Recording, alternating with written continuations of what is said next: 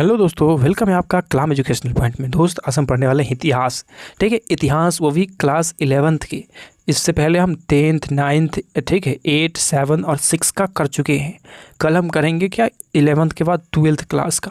ठीक है, तो टोटल के टोटल पूरे के पूरे किस NCERT बेस्ड है दोस्त। NCERT में टोटल कितने चैप्टर हैं 11th क्लास में हिस्ट्री के? तो 7 चैप्टर हैं और उन 7 से जितने सारे प्रश्न हमारे एग्जाम में बन सकते हैं ना, चाहे आप बिहार के किसी भी एग्जाम, बिहार या फिर इस सेंट्रल लेवल के एग्जाम दे रहे हैं, उसमें GK GS से क्वेश्चन बनता है, तो सारे GK GS NCERT से ही दोस्त आते हैं। ठीक है, तो इस अनुसार हमारे लिए NCERT बहुत ज़रूरी हो जाता है और NCERT हमें पढ़ना चाहिए, तभी हमें क्वेश्चन करने में आसानी होगी, वरना अन्यथा हमें परेशानियों का सामना करना पड़ेगा एग्जामिनेशन हॉल में।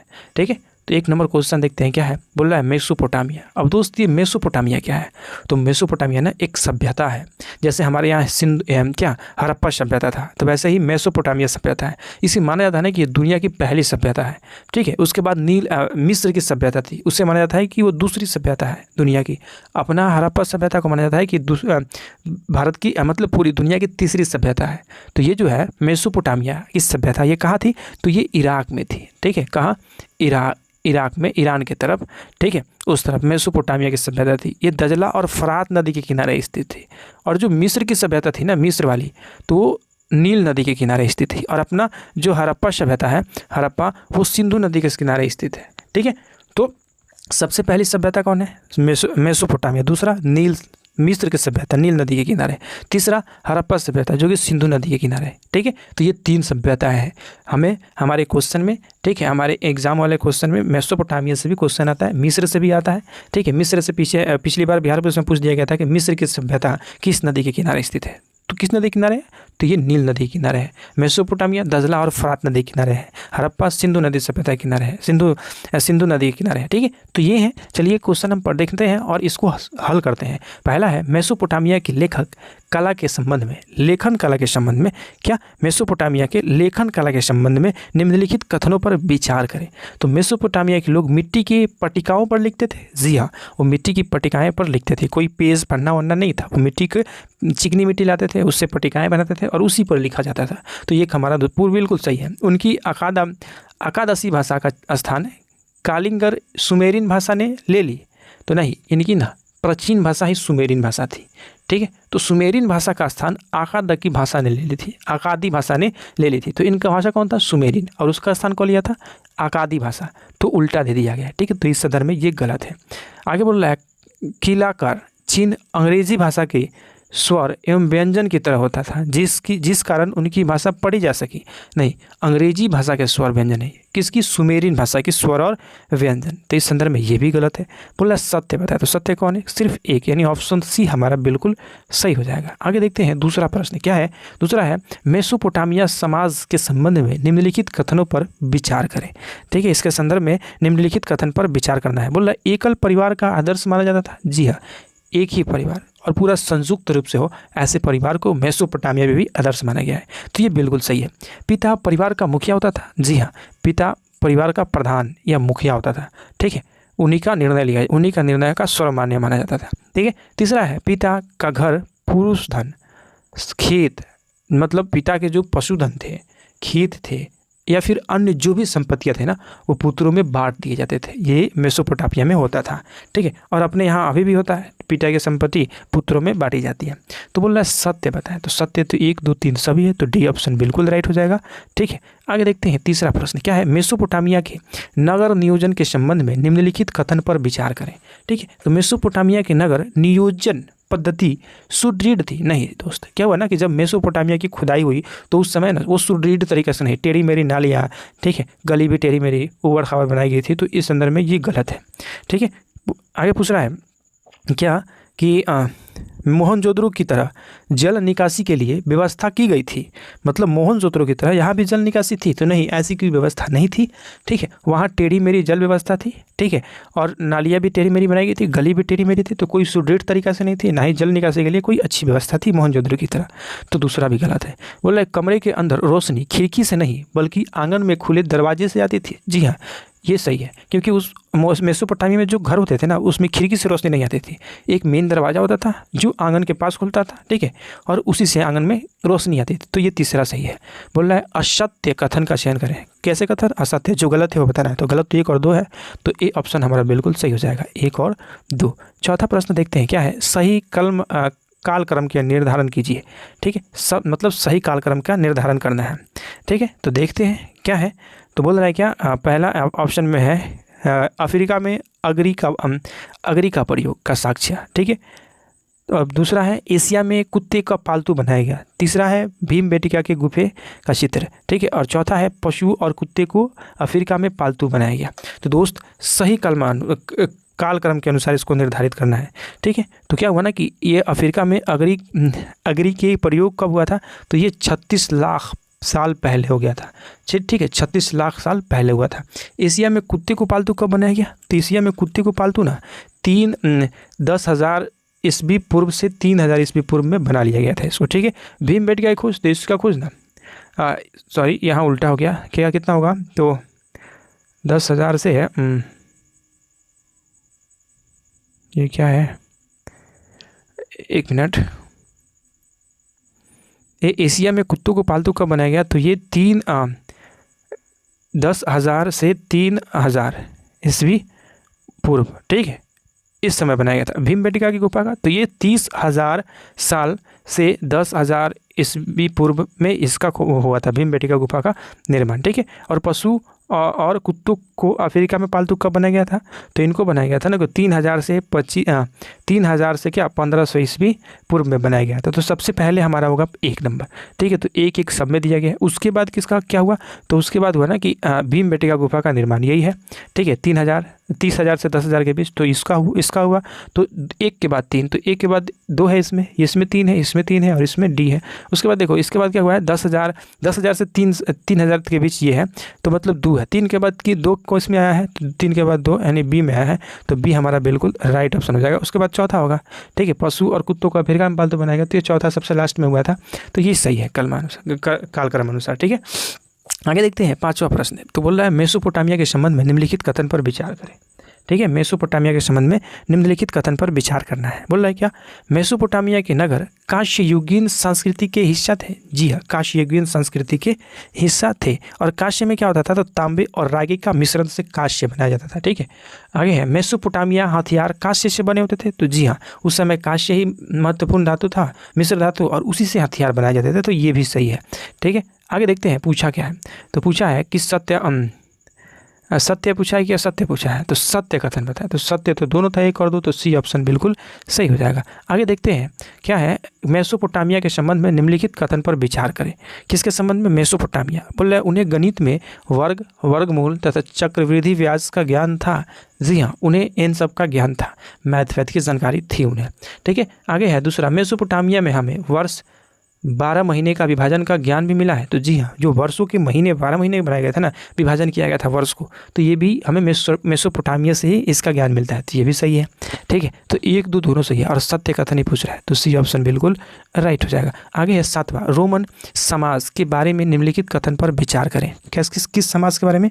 तो रोमन समाज के बारे में निम्नलिखित कथन पर विचार करना है। पहला है एकल परिवार का चलन था। जी हाँ, ऊपर ही पढ़ के आए हैं कि एकल परिवार का चलन था। पिता की संपत्ति पर पुत्र का मुख्य उत्तराधिकारी रहता था। पिता की संपत्ति पर पुत्री का मुख्य उत्तराधिकारी रहता था, ये भी सही है, ठीक है। पति पत्नी को अलग अलग 2 वित्तीय हस्तियाँ माना जाता था। जी हाँ, दोनों की अलग अलग मतलब संपत्ति बांटा जाता था, इनकी वित्तीय स्थिति दोनों की अलग अलग थी, वित्तीय हस्तियाँ, ठीक है। तो ये भी सही है। तो 1, 2, 3 सब सही है, तो डी ऑप्शन बिल्कुल हमारा राइट हो जाए, क्योंकि सत्य कथन ही पूछा है। आगे देखते हैं 8 नंबर प्रश्न। बोल रहा है रोमन अर्थव्यवस्था के बारे में निम्नलिखित कथन पर विचार करें। किस अर्थव्यवस्था? तो रोमन अर्थव्यवस्था के बारे में।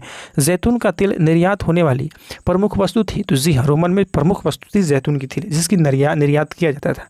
बोला इटली की सोने और चांदी की खदानों में जल शक्ति, नहीं, ये इटली में नहीं हुआ था, ये स्पेन में हुआ था, तो ये गलत हो जाएगा, ठीक है। तीसरा, क्योंकि यहाँ इटली की जगह स्पेन होगा। आगे देखते हैं, बोला क्या उस समय गठित वाणिज्यिक और बैंकिंग व्यवस्था का संचालन था? तो जी हाँ, उस समय भी था। सत्य कथन पूछ रहा है, दूसरा तो सत्य है, तो 1 और 3 बिल्कुल सत्य, यानी बी ऑप्शन हमारा बिल्कुल सही होगा। आगे देखते हैं 9 नंबर प्रश्न क्या है? रोमन साम्राज्य में दास प्रथा और श्रमिक पर नियंत्रण के संबंध में असत्य कथन का चयन करें। असत्य कथन बताना है, ठीक है। असत्य मतलब क्या होता है? गलत कथन का चयन करना है। तो रोमन की अर्थव्यवस्था में अधिकांश श्रम दासों द्वारा ही किया जाता था। तो जी हाँ, अधिकांश श्रम ना दासों द्वारा किया जाता था, लेकिन बाद में समय बदला ना, तो दासों की जगह भारी के मजदूर लाए जाने लगे। तो यही बोल रहा है दूसरा कि पहली शताब्दी के बाद दासों के स्थान पर भारे के मजदूर को प्राथमिकता दी गई। तो जी हाँ, ये बिल्कुल सही है। रोमन व्यवस्था में श्रम प्रबंधन पर बहुत अधिक ध्यान नहीं दिया गया। नहीं, श्रम प्रबंधन पर बहुत अधिक ध्यान दिया गया, यहाँ तक कि श्रमिकों को वर्ग में बांटा भी गया था, ताकि उन पर अलग अलग से निगरानी रखी जा सके। तो ये इस संदर्भ में गलत है। ध्यान दिया जाता था, वर्गों में बांटा भी गया था, और अलग अलग निगरानी करने के लिए ऑफिसर भी रखे गए थे। तो इस संदर्भ में सी गलत है। डी देखते हैं, प्रथम शताब्दी में ग्रामीण ऋणग्रस्त रोमन साम्राज्य में व्याप्त थी। तो जी हाँ, ये भी व्याप्त था, ठीक है। ग्रामीण ऋण व्यवस्था थी, ठीक है। आगे देखते हैं क्या है? तो 10 नंबर प्रश्न बोल रहा है क्या?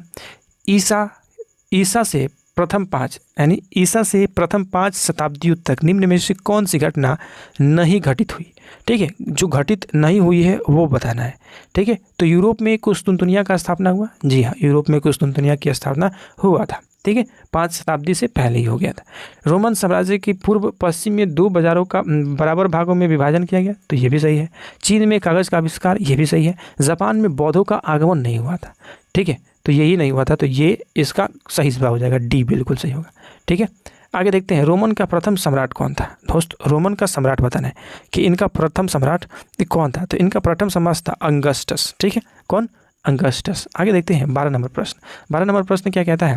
बोल रहा है रोमन साम्राज्य में 3री शताब्दी में संकट के संदर्भ में निम्नलिखित कथन पर विचार करें, ठीक है। संकट के संदर्भ में निम्नलिखित कथन पर विचार करें। तो देखते हैं, बोल रहा है ईरान के शासक द्वारा रोमन साम्राज्य की पश्चिम राजधानी एटिक ऑफ पर आक्रमण किया गया। नहीं, पश्चिम नहीं है, ठीक है, पश्चिम नहीं, ये उत्तरी राजधानी पर आक्रमण किया गया था, ठीक है। तो इस संदर्भ में ये गलत है, ठीक है। आगे देखते हैं, जर्मन मूल के जनजातियों द्वारा आक्रमण किया गया। तो हाँ, जर्मन मूल के जनजातियों ने भी आक्रमण किया था। बहुत कम समय अंतराल में अनेकों सम्राटों ने रोमन साम्राज्य पर राज किया। तो ये भी सही है, बहुत ना कम समय में अल्पकालीन सम्राटों ने रोमन पर शासन किया था। तो तीसरा भी सही है। तो सत्य कथन बताना है, तो सत्य 2 और 3 है। 2 और 3 किस ऑप्शन में? सी, तो सी बिल्कुल सही हो जाएगा। आगे देखते हैं 12 नंबर प्रश्न। सॉलिडस क्या है? सॉलिडस। सॉलिडस नामक सोने का सिक्का किसने चलवाया था? तो सॉलिडस नामक सोने का सिक्का किसने चलवाया था, ये बताना है। तो ये चलवाया था कॉन्स्टेंटाइन ने, ठीक है, कॉन्स्टेंटाइन ने चलवाया था, ठीक है। मंगोल साम्राज्य की सैन्य संरचना के संदर्भ में मंगोल और खानाबदोश समाज की सशस्त्र सेनाओं की विशिष्ट विशेषता क्या थी? तो इनकी विशिष्ट विशेषता क्या थी, ये बताना है। तो ये पूरी तरह से शहरी केंद्रों से भर्ती किए गए पेशावर वेतनभोगी एवं स्थानीय सेनाओं पर निर्भर थे। तो नहीं, पूरी तरह से तो नहीं कह सकते। तो ये इस संदर्भ में गलत है। केवल शासक परिवार के कुलीन वंशजों को ही युद्ध में भाग लेने का अनुमति था। नहीं, ये भी गलत है। केवल कुलीन वर्ग नहीं, कोई भी, ठीक है, शामिल हो सकता था, ठीक है, जो उतनी दक्षता रखता हो। तो ये बी भी गलत है। सी बोल रहा है जनजातियों के सभी सक्षम वयस्क पुरुष हथियार धारण करते थे और आवश्यक पड़ने पर सशस्त्र सेना का गठन भी करते थे। तो ये सही है, ठीक है। तो बोल रहा है क्या कि मतलब सही है, संदर्भ में कौन सही है? तो सी सही है, ठीक है। आगे प्रश्न देखते हैं हम लोग, क्या है? मंगोलों से संबंधित यास क्या है, ठीक है। तो मंगोलों से संबंधित यास क्या है? तो मंगोल पहले जनजाति थे एक तरीके के, तो उनमें एक परंपरा थी यास, ठीक है। क्या थी परंपरा? तो बोल रहा है भू राजस्व व्यवस्था, नहीं। घोड़ों पर लगाने वाला कर, ये भी नहीं था। मंगोल जनजातियों की परंपरागत प्रथाओं का संकलन, जी हम, इनकी परंपरागत परंपरा थी यास, ठीक है। 16 नंबर प्रश्न, मंगोलों के क्षेत्र में कोई नगर उभर कर क्यों नहीं आए? तो मंगोल द्वारा कृषि को नहीं अपनाया गया। जी हाँ, मंगोल कृषि को नहीं अपनाए थे, वो पशुपालन करते थे, ठीक है, और पशुओं की खाल उधेड़ कर उन्हें खाते थे और खाल को बेचकर उससे व्यापार करते थे, ठीक है। तो ये सही है, वो उन्होंने पशुपालन की प्राथमिकता दी। हाँ, पशुपालन की प्राथमिकता दी, कृषि नहीं करते थे। तो दोनों सही है। और क्यों पशुपालन की प्राथमिकता दी? तो अभी तो पढ़े कि वो पशुपालन को इसलिए प्राथमिकता दी उन्होंने क्योंकि वो पशुओं की खाल उधेड़ कर, ठीक है, और उससे व्यापार करते थे और पशुओं को खा जाते थे, ठीक है। तो 1 और 2 दोनों सही है इस संदर्भ में, ठीक है। आगे देखते हैं हम लोग 17 नंबर प्रश्न क्या कहता है? तो 17 नंबर प्रश्न है, चंगेज़ खां के संबंध में निम्नलिखित कथन पर विचार करें। उसका प्रारंभिक नाम तेमुजिन था? तो जी हाँ, उसका प्रारंभिक नाम तेमुजिन ही था। चंगेज़ खां कभी भी सिंधु नदी पार कर भारत नहीं आया है, तो ये भी सही है। ठीक है, सिंधु नदी पार कर भारत नहीं आया है। 1227 ईस्वी में चंगेज़ खां की मृत्यु हो गई। जी हाँ, इसकी 1227 ईस्वी में मृत्यु हो गई थी। ठीक है, तो ये भी सही है। तो आगे देखते हैं पूछा क्या है इसमें। तो बोल रहा है क्या कि सत्य कथन की पहचान करें। तो सत्य 1 2 3 सब था, डी बिल्कुल सही हो जाएगा। ठीक है, आगे देखते हैं। बोला है क्या हर करा। ठीक है, क्या हर करा पद्धति क्या थी?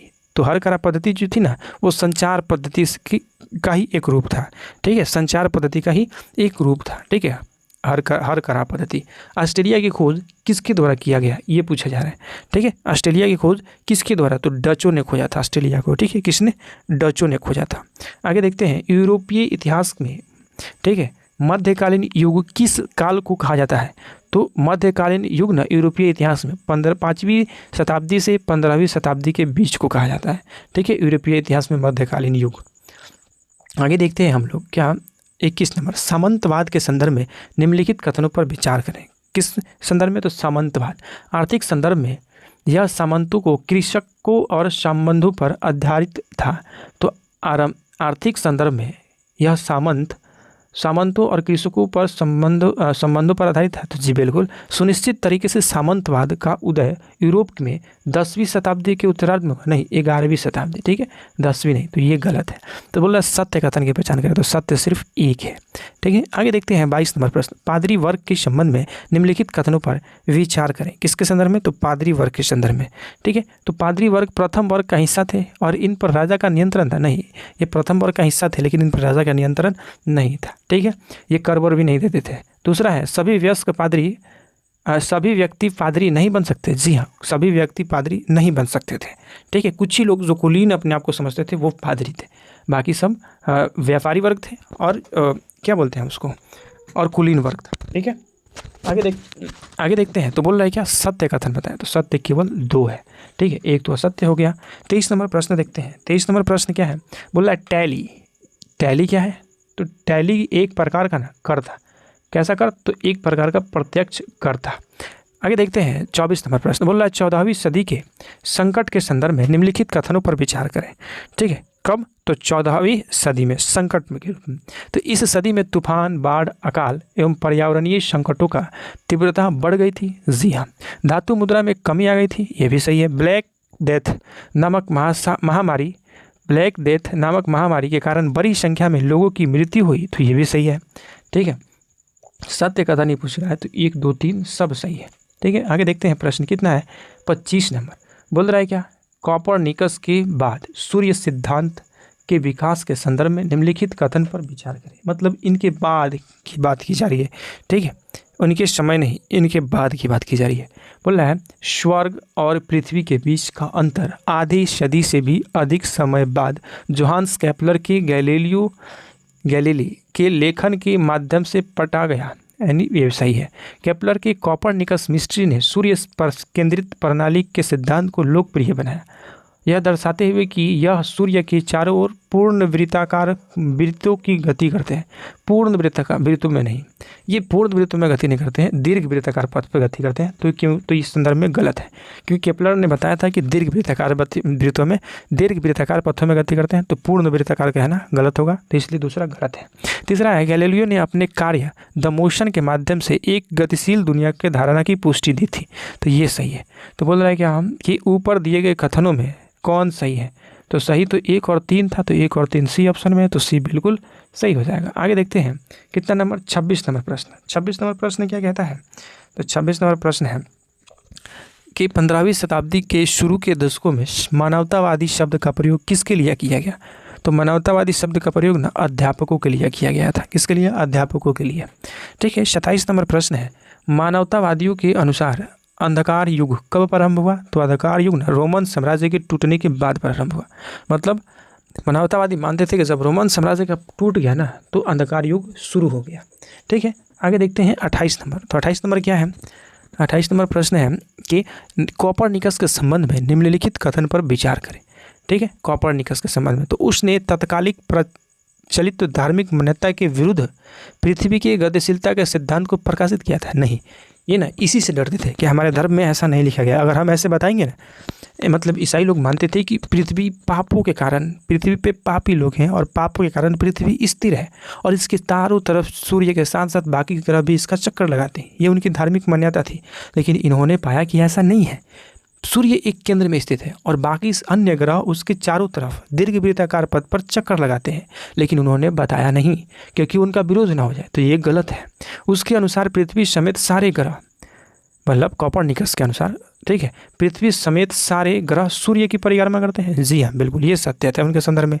तो सत्य कथन नहीं बताना है, तो सत्य केवल 2 है, यानी बी बिल्कुल सही हो जाएगा। आगे है 29 नंबर प्रश्न, द प्रिंस की रचयिता कौन है? तो द प्रिंस ना मैकियावेली ने लिखी थी, ठीक है, द प्रिंस। इसमें मानव चित्रण के बारे में, मतलब मानव के एक आदर्श पुरुष कैसा होता है, इसी के बारे में लिखा गया। किसने लिखा था? मैकियावेली ने लिखा था। आगे है तीसरा, मतलब 30 नंबर क्या है? तो 30 नंबर है कि ट्रेल ऑफ टीयर्स का संबंध निम्न में से किस घटना से है? तो ट्रेल्स ऑफ टीयर्स ना अमेरिकी मूल निवासियों के जबरन विस्थापन से है।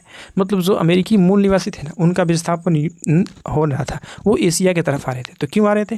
क्योंकि ना वहाँ अंग्रेजों के शासन के कारण उन पर जो प्रताड़ना हो रही थी ना, उसी कारण। तो क्या था ट्रेल ऑफ टीयर्स? तो ट्रेल ऑफ टीयर्स अमेरिकी मूल निवासियों के जबरन विस्थापन के को कहा गया, क्या? ट्रेल ऑफ टीयर्स कहा गया। आगे देखते हैं 31 नंबर।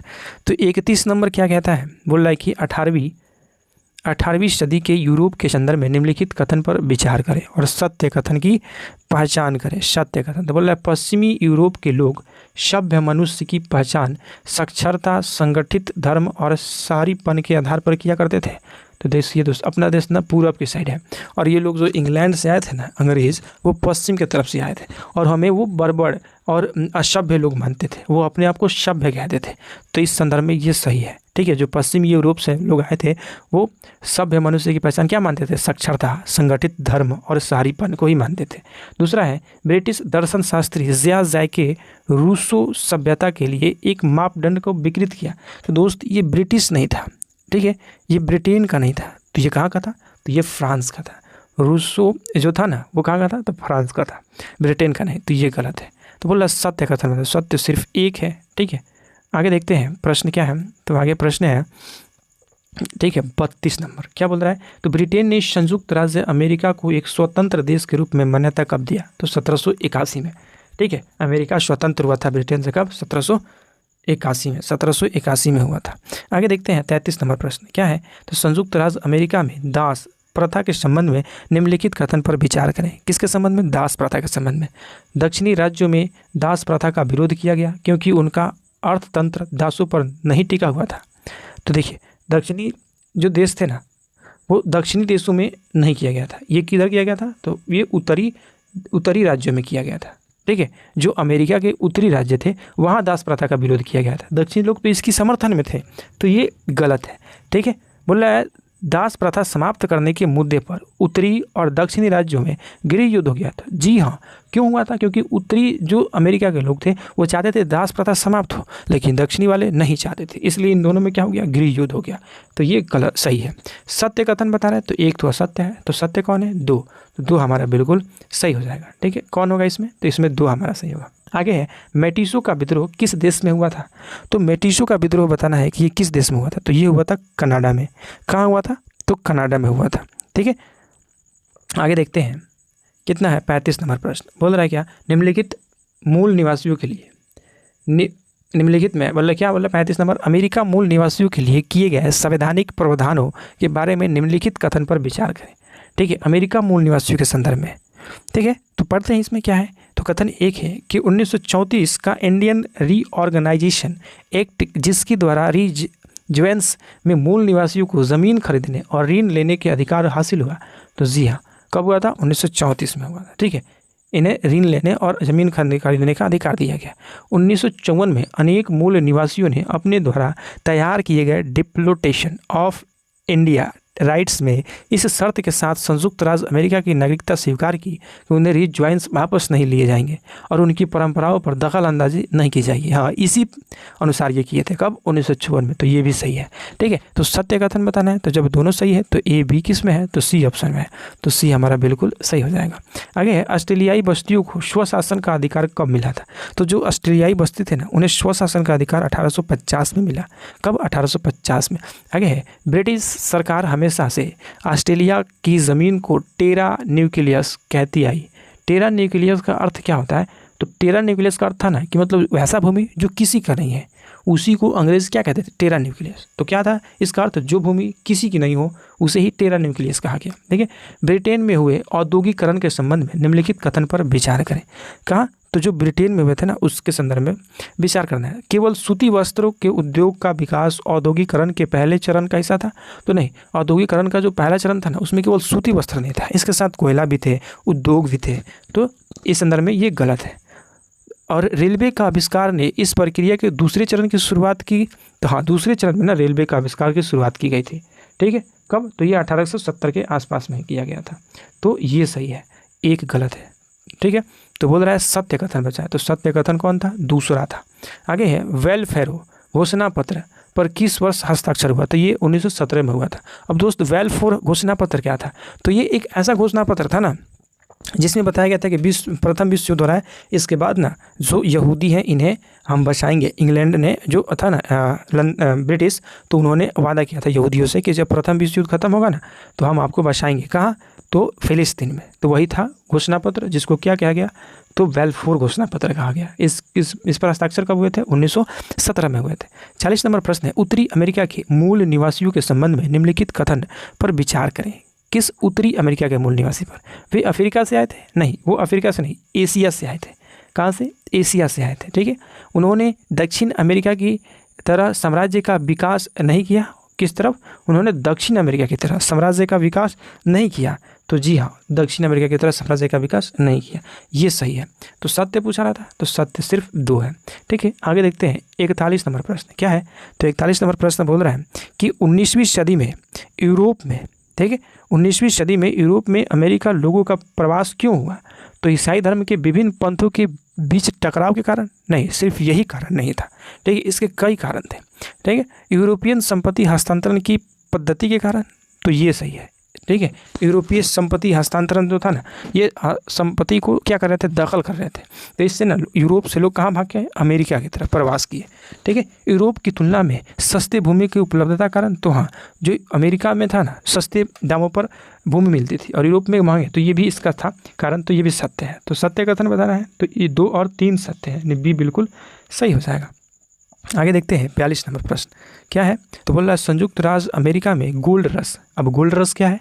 तो गोल्ड रश ना माना गया कि जो संयुक्त राज्य अमेरिका है, उत्तरी अमेरिका की तरफ ना, ठीक है, उस तरफ क्या है? तो नीचे ना ज़मीन के अंदर गोल्ड है, सोने पाए जाएंगे।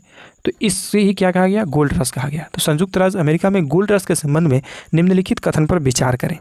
तो यह 19वीं सदी में प्रारंभ हुआ। हाँ, ये 19वीं सदी में अफवाह प्रारंभ हुआ था। इसके कारण बड़ी संख्या में यूरोपीय अमेरिका है, तो ये भी सही है।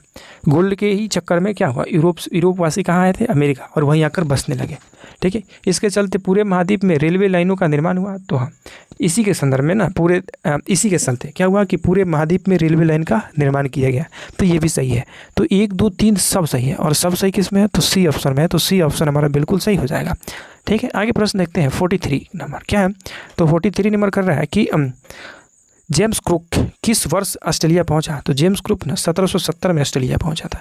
पहला अफीम युद्ध किस वर्ष हुआ था? तो पहला अफीम युद्ध हुआ 1839 में, और उसके बाद कब हुआ? तो 1842-43 में हुआ था, ठीक है। दूसरा अफीम युद्ध तो पहला कब हुआ था? 1839 में, ठीक है। किसके बीच हुआ था? अंग्रेज़ और अफगान के बीच हुआ था, ठीक है। आगे देखते हैं 45 नंबर प्रश्न क्या है?